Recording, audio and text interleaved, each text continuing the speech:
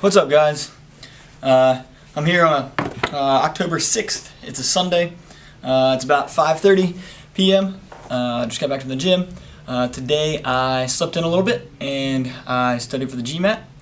And I didn't have to cook anything because I did all my weekly cooking yesterday on the 5th, on Saturday.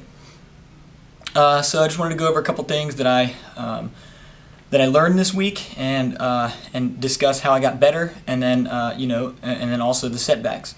So I think studying went well this week. I furthered my learning in Spanish and the GMAT prep test questions, and I think one of the big takeaways, the biggest takeaway of this past week, in my opinion, after retrospection, is the fact that I identified. Okay, let me roll back a little bit. So one of the biggest breakthroughs that I had as far as pleasure reading, so just reading books that I like, one of the biggest breakthroughs I had with that was when I didn't grow up reading much. I was never interested. I was more interested in socializing and being outside and spending my energy elsewhere.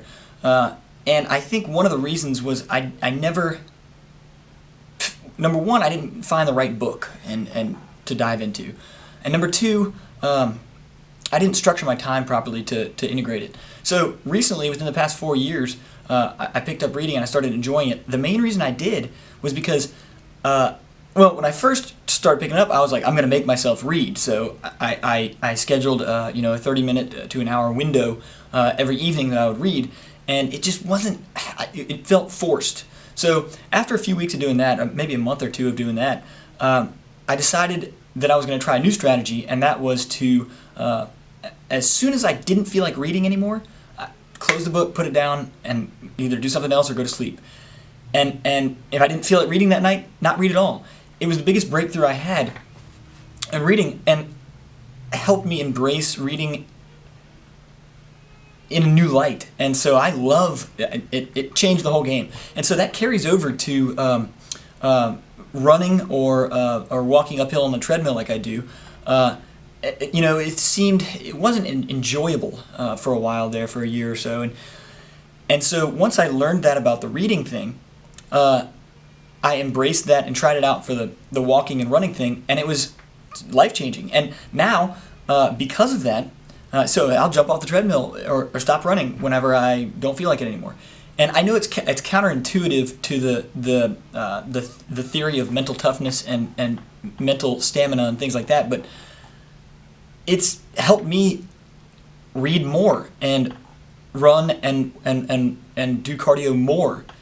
So that's only sustained the stopping early or not doing because I don't feel like it was only sustained for the first few months or few years of doing it, and so it segues into doing it more. So the long-term gains are better than the short-term gains in that sense. But that's a huge thing. So I'm carrying that into this new protocol that I'm doing now, where I'm studying a lot and listening to podcasts and things like that for the Spanish at least, and then doing the problems here for the GMAT. But it carried into my, and I discussed it in a previous video here that was posted yesterday.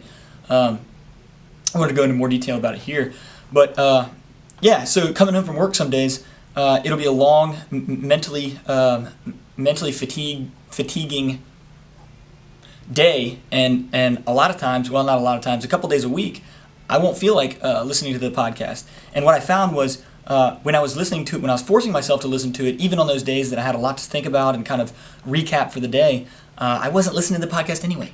I wasn't getting anything out of it. So on those days that I feel that way and that it goes that way, I just listen to music now, and embracing that I think has helped, and it gives me some time to introspect on the way home. So big takeaways this week. Big takeaways. The downsides, the bad parts of this past week. I didn't. It's only this, that I didn't spend as much time as I'd like doing practice problems for the GMAT prep this weekend. I sat around a little bit and watched podcasts and stuff like that. So I'm kind of disappointed in myself when it comes to the amount of time that I invested in studying. Having said that, the studying that I did do was very effective, and I'm getting the hang of. I started the data sufficiency today, or excuse me, late yesterday. The data sufficiency section.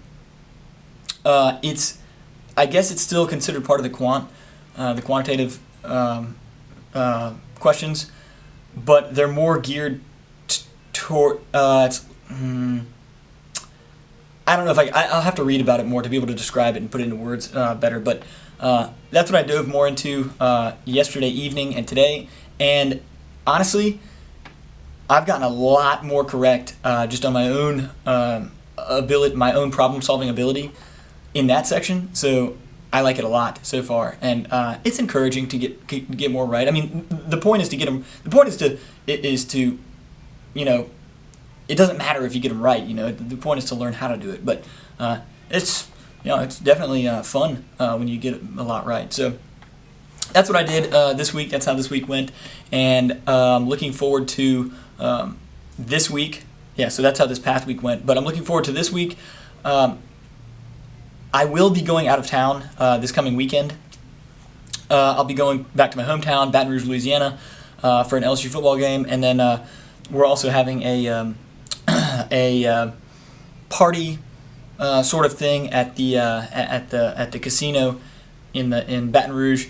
My company is, and so I'm going to go interact with clients there and with friends and coworkers and everything like that. So I'm excited about that. It's gonna be a good business building kind of thing, and of course to see the family and friends back home and see the Tigers play in Tiger Stadium will be good.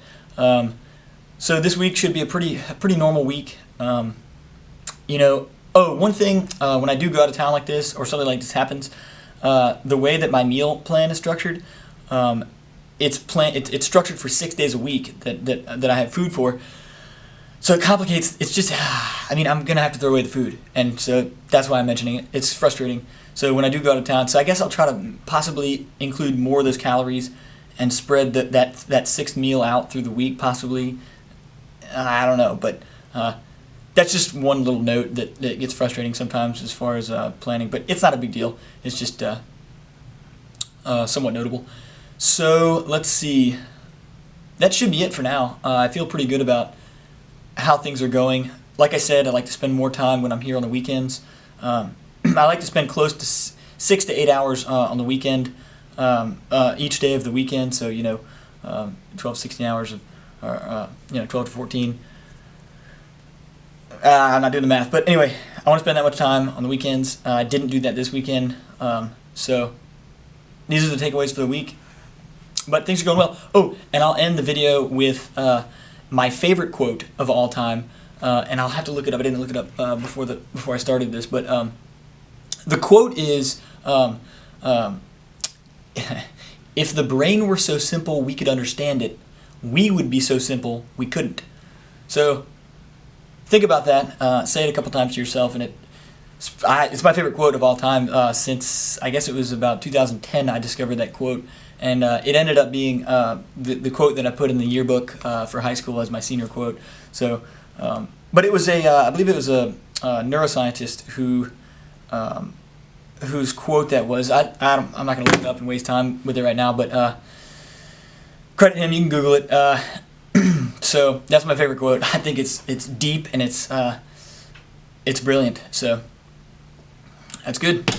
Hey, one more thing that I'm pretty proud of is that entire last video that you just saw right there was completely unscripted.